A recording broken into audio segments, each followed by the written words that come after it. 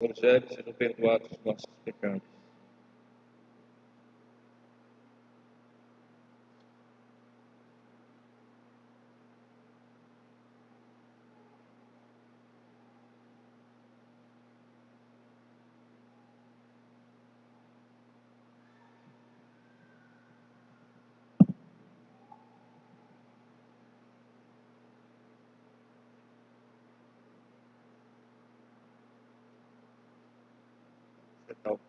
Sentar um pouquinho, meus irmãos.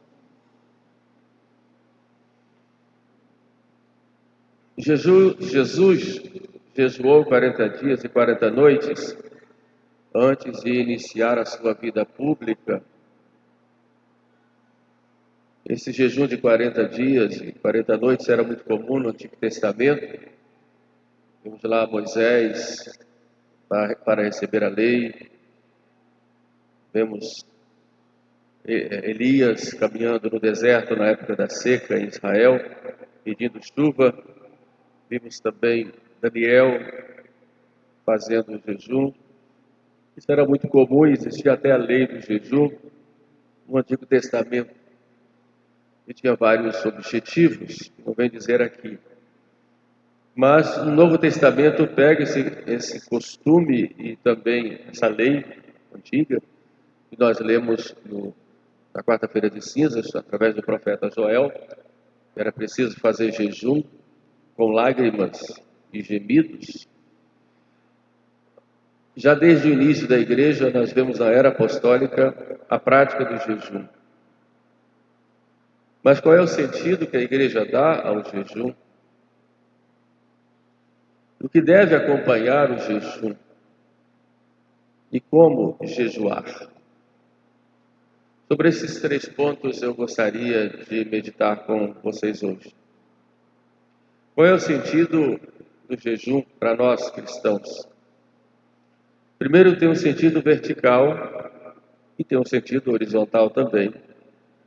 Evidentemente, tudo que é horizontal na igreja vem de Deus e vem para nós.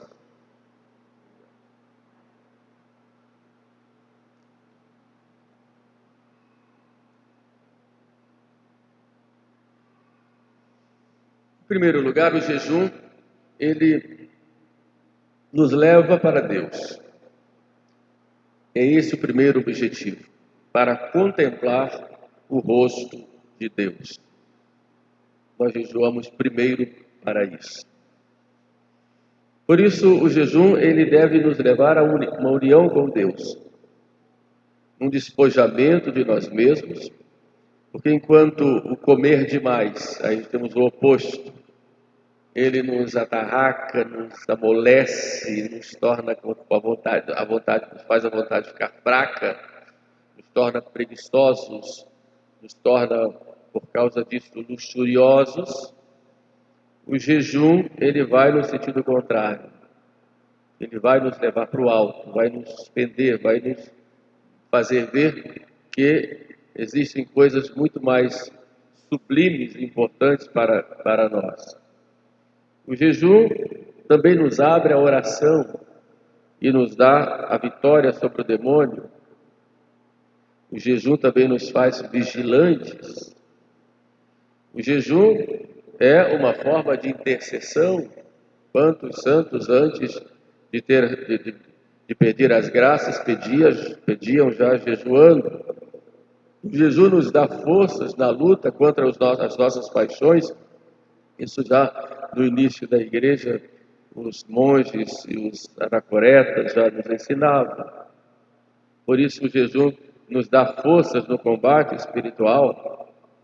E como disse, o jejum é uma forma de oração. Portanto, o jejum tem esse sentido espiritual de nos elevar para Deus. E deve ser feito com esse sentido, em primeiro lugar. Só que o jejum também ele tem uma dimensão horizontal, e isso já vemos desde os Santos Padres. Aliás, no Antigo Testamento já se falava disso, mas os Santos Padres insistem também nessa dimensão horizontal do jejum, principalmente Santo Agostinho, Santo Ambrósio, São Gregório, Se nós lemos os sermões dos jejuns de São Leão Magno, são magníficos, não só jejuns de advento, mas sobretudo os jejuns quaresmais, de preparação para as alegrias da Páscoa. Eles nos assinalam claramente que o jejum nos aproxima daqueles que sofrem privações e nos levam à caridade. Esse é o segundo sentido do jejum. Nos mostra o que é sentir fome. Então, nos aproximam daqueles que sentem fome, daqueles que muitas vezes não têm nada para comer. Nós vemos, por exemplo, quando celebrando lá no centro da cidade, quantas vezes de manhã chegando, via as pessoas, os moradores de rua, procurando comida no lixo, o que sobrou do lixo. Então o jejum, isso já nas palavras dos Santos Padres, deve nos levar a pensar mais com essas pessoas. Porque estamos sofrendo ali, de modo voluntário, aquilo que elas sofrem de modo obrigatório quantas vezes. E muitos não têm o que comer. Por outro lado, nos leva também a outra consequência, que é a de nós não desperdiçarmos aquilo que nós temos, porque o que Deus nos deu porque como administradores desses bens. Então nós temos que pensar que quantas vezes desperdiçamos a comida, jogamos fora, deixamos estragar, ou somos muito exigentes com uma comida que vem, que não nos agrada tanto. O jejum nos dá essa dimensão também horizontal. O jejum também nos leva à caridade. Os santos padres nos falam mais São Gregório Magno e São Leão. Eles nos dizem que aquilo que nós nos privamos de comer, nós devemos dar de esmolas.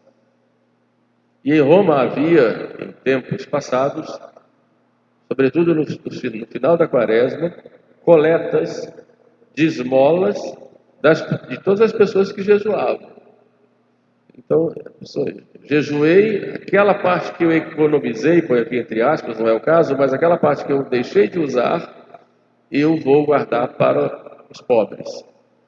E muitas vezes, na Roma Antiga, se fazia a coleta nesse sentido, no final da quaresma, para recolher essas esmolas, fruto dos jejuns dos fiéis. E a partir dali, eles faziam as obras de caridade, distribuindo para os pobres, para as suas necessidades materiais. É essa linha da caridade no tempo quaresmal, fruto do jejum e da oração.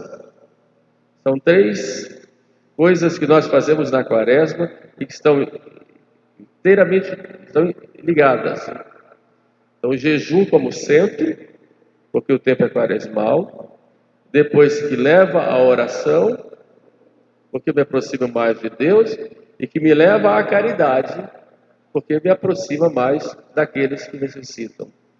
Mas tudo vai estar baseado ali no jejum.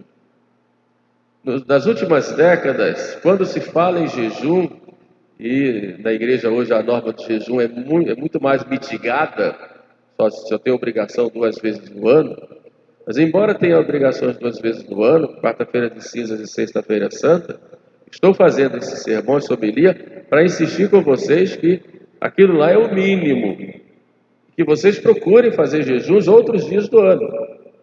Nunca no domingo, que é sempre dia de festa, nem de festa de primeira classe, mas outros dias, sobretudo nas sextas-feiras, podem ter condição, façam. É importante nós voltarmos a esse costume para o nosso crescimento espiritual. Mas dessas duas dimensões, vertical e horizontal, e com esse cuidado, o jejum para mim vai ser uma atitude interior, e os santos padres, sobretudo Santo Agostinho, São Gregório Magno, dá uns apertos lá também, dizendo: o jejum não é apenas você não comer certas coisas, mas juntamente com aquele jejum tem que vir uma mudança de vida. Tem que ter o que ele fala lá, o jejum da língua, o jejum das atitudes bruscas, o jejum das ocasiões de pecado que você tem que deixar. Quer dizer, juntamente com o jejum tem que vir todo um sentido de conversão. O jejum daquilo que eu não vou comer, do ponto de vista material, né, físico, mas também isso tem que estar ligado a um certo jejum espiritual que me leva a não fazer certas coisas que eu venho fazendo. Senão vai ser um jejum pagão, como muitas religiões têm. Não vou comer durante 40 dias, um mês.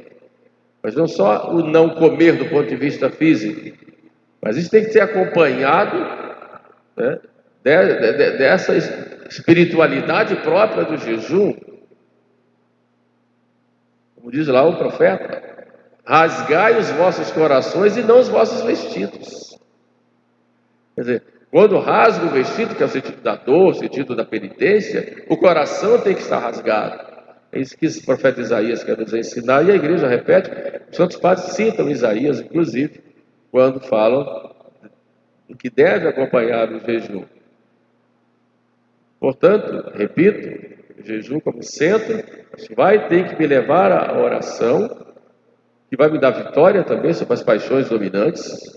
E o próprio Jesus fala: existem certas qualidades do demônio que só se vencem com jejum e oração. Então vamos procurar aproveitar esse tempo quaresmal para criar esse hábito. Sobretudo pecados recorrentes, que sempre se comete, né, na área do orgulho, na área da castidade, da impureza, enfim. E depois a caridade. E é bom, não vou dizer contabilizar isso, mas, num certo sentido, cuidar disso.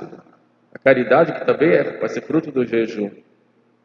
E aqui não estou falando nada novo, infelizmente essas coisas quase não se falam hoje na igreja, mas é preciso nós voltarmos a essa prática para termos pessoas mais santas e mais cuidadosas com coisas do alto, com as coisas do alto.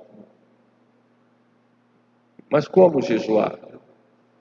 Existem várias formas. Eu vou dar 3 aqui para vocês. Vocês podem escolher essa forma. Uma delas, aí a gente já autoriza, mas coisas extraordinárias é bom sempre falar com o confessor, porque o demônio pode tentar a pessoa a fazer certos jejuns prejudiciais à saúde, por exemplo, uma pessoa que é doente, enfim, que não pode, aí o confessor tem que fazer o discernimento. Existe um chamado jejum básico, em que a pessoa no dia anterior tem o seu jantar normal, de manhã não faz o desjejum, ou seja, não toma o café da manhã, nem almoça, mas pode tomar uma bebida na hora, seu jejum básico. E à noite tem um jantar leve, seu jejum, digamos que mais orientado pela tradição da igreja, pela teologia moral tradicional, seu jejum normal. Não tomo café nem almoço e janto um jantar leve, não comendo nada entre esses momentos de refeição, entre essas horas de refeição, podendo beber água o tempo todo, sem.